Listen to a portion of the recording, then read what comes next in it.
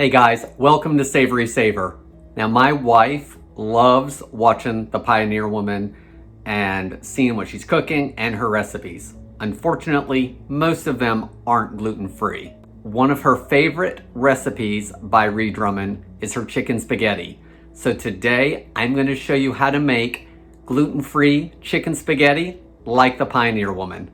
I'm Jamie with SavorySaver. I share gluten-free recipes, tips, tricks, and resources to make your gluten-free lifestyle easier. So please hit that subscribe button and let's get started. Okay guys, so over here we have some spaghetti that's just about ready. It's 1 pound of gluten-free spaghetti. So you want to have that ready for the casserole or pasta bake or whatever you want to call it. Next, you want to heat up a little bit of oil and a large skillet because we're pretty much going to mix everything in here and then transfer it to our casserole dish. So I've got maybe 2 teaspoons to a tablespoon of oil in here heating up. Once it's heated up, you want to throw about half of a medium onion that's been diced up into the pan.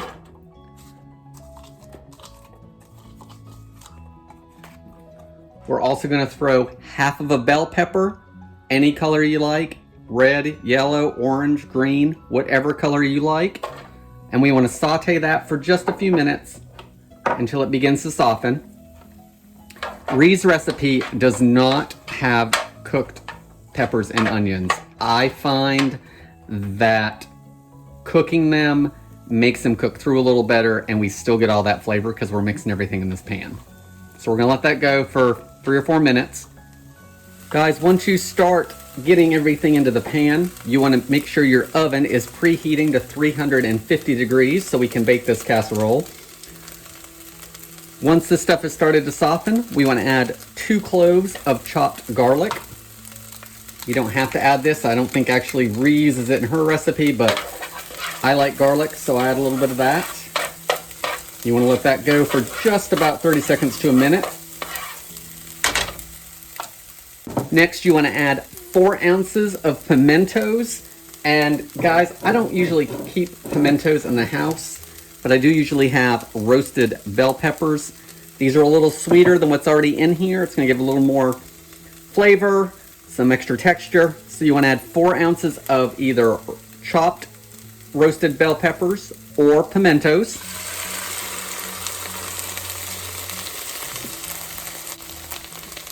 If you guys are having trouble finding pimentos in the store, they are usually in the vegetable aisle, not with the pickles and olives.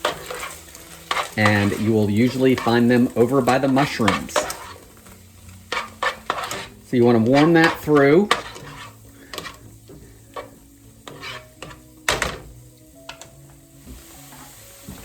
Next, I want to add some salt and pepper. So I'm going to add pinch or 2 of pepper.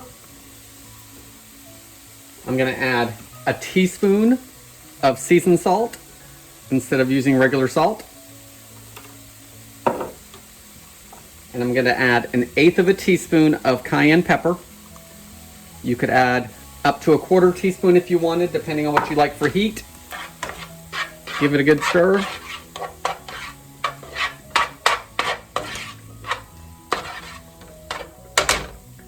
I like to turn my heat down to medium-low once everything like this is added because we're going to keep adding more stuff and we want everything to be warm, but we don't want it to start boiling.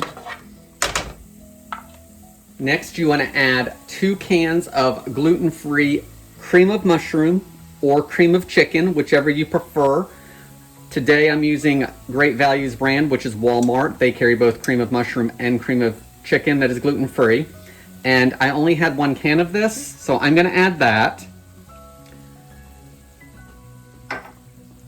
And I'm going to add 1 recipe of my homemade cream of chicken because I usually have homemade on hand. So if you want those recipes, I will link to those videos. This is a little chunkier than what's in here, of course, but that's because I froze it. It freezes really well, and you can still use it like any other canned soup for your recipes. So I'm going to put that in there. Since we really like cream of mushroom, I'm going to add a can of mushrooms because I only had 1 can of cream of mushroom. So I'm going to add that. And give it a good stir. And start warming it through. You want about 2.5 to 3 cups of cooked chicken. You could use a rotisserie chicken.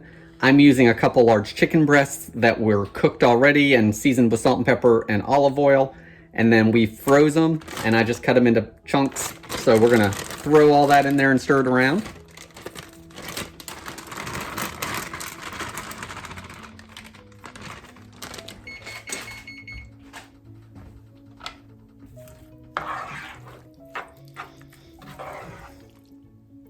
Guys, now that our chicken's in there, we want to add 2 cups of chicken broth.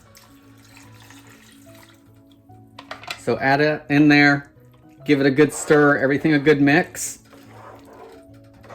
And while I said you don't want it to come up to a boil, we do want to make sure it's nice and steamy, because we also need to add some cheese to this and the pasta, so we want to make sure it's hot. So if you need to bump your stove back up a little bit just to bring it back up, go ahead and do that. Guys, normally I would continue to just keep making this on the stove top until I get everything together, but it's going to be better for you guys to watch if you're over at the counter, so I'm going to move you guys over there to finish up this recipe. Okay, y'all, at some point while everything's sauteing and heating up, you want to prepare your baking dish. So this makes a 13 by 9 baking dish full of chicken spaghetti.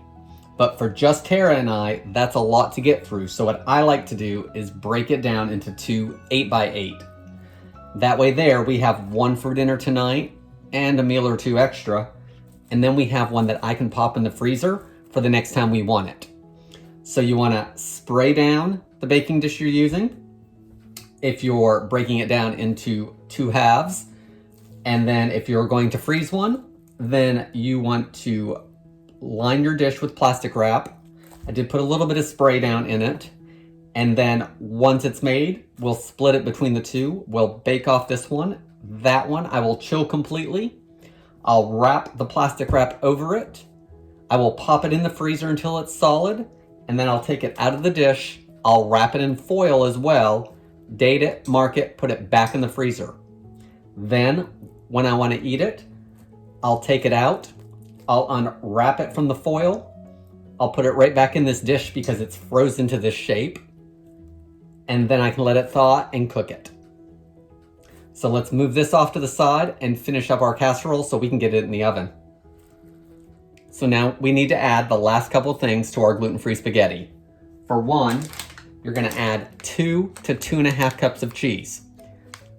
I like to put in 1.5 cups or so into here, or 2 cups, and then we want some on the top of the casserole as well. So I'm gonna put this in here, mix it around until it's melty.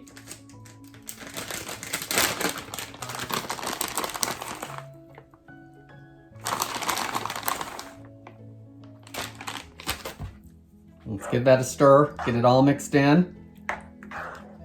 Guys, once you've stirred all that in, we still need to add our gluten-free spaghetti.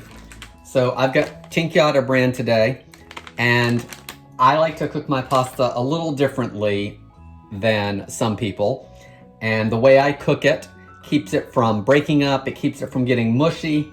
So if you want that video, I will link to it below, so be sure to check that out. That gives me perfect results every time for my pasta. And remember, we're baking this, so we want that pasta undercooked. And this is gonna help with that as well. So here's our cooked pasta going in. Guys, you want to give it a really good mix. So get everything tossed in and blend it up. Once everything is mixed up where you want it, we want to fill our dishes. So go ahead and take half and put it in each one.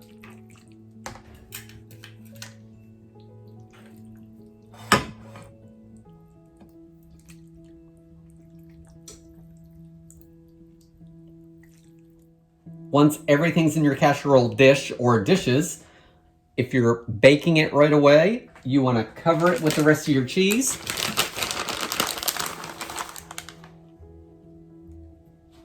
Once you've got your cheese on the top, you want to bake it again. That's at 350 degrees Fahrenheit for 35 to 45 minutes, just until everything sets up. For the one you're going to freeze, you want to let everything cool, put it in the freezer, well, wrap it, put it in the freezer, pop it out of the pan, wrap it in foil, put it back in the freezer until you're ready to thaw and use it. I like to put my cheese on it the day I'm going to bake it. So just top it with some cheese when you put it in the oven after it's been frozen. So I'm going to pop this in the oven and we will look at it and give it a taste once it comes out. Okay, y'all, here's our gluten-free chicken spaghetti like the Pioneer Woman. Let's give it a taste. Guys, once you take this out of the oven, you're going to want to let it sit just like any other baked pasta dish so it kind of solidifies back up a little bit, makes it easier to get out of your baking dish. Guys, it's creamy. It's full of flavor from those onions and bell peppers and the seasoned salt. It's cheesy. The pasta is well cooked because I don't use the method where you boil it until it's done. I actually use another method where you bring it to a boil and you basically let it sit in that hot water. So if you want to check out that video on how I make sure my pasta isn't mushy and it doesn't break apart, be sure to check that out. I'll link it below. Guys, this is what's for dinner tonight. What are you guys having at your house? Leave me some comments down below. I hope you like this video. Thank you for watching, and I hope to see you on the next one. Bye, guys.